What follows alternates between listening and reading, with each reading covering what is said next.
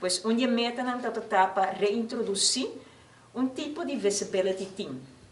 E essa aqui a binta traga ribaje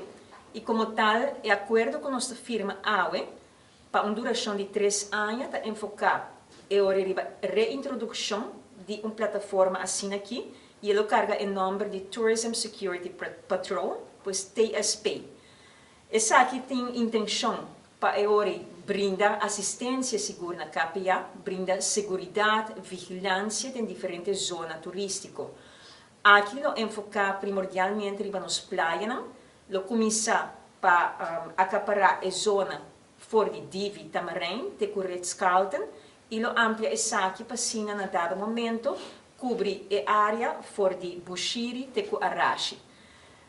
E com o acordo de AWE tem uma duração de 3 anos e o segurar é hora também que tem todo o espaço para a fundação por trás para lograr a meta também e lograr a implementação devido também de Bambisa e TSP, e Tourism Security Patrol.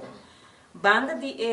top, que é Tourism Oriented Police, que é encarregado com a zona de turismo cruzeiro. Banda de ECI, pues, de essa maneira, aqui a fundação te brinda mais segurança e te brinda também colaboração com o Ministério de Saúde,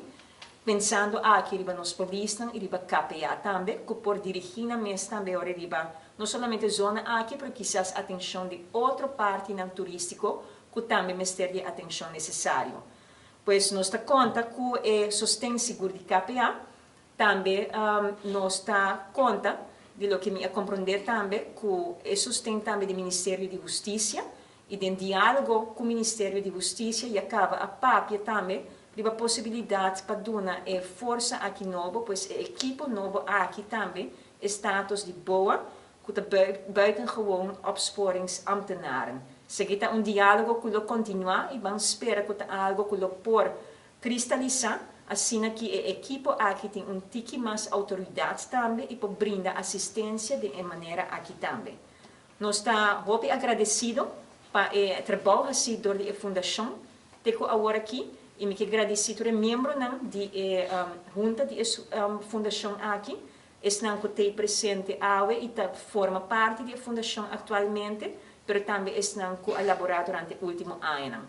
Pois de nós banda nós estamos muito contentos com nós por dar prioridade nessa aqui e nós por segurar que o trabalho pode continuar seguro nos próximos 3 anos e tem intenção de continuar depois também. Thank you. Pergunta, qual é a relação entre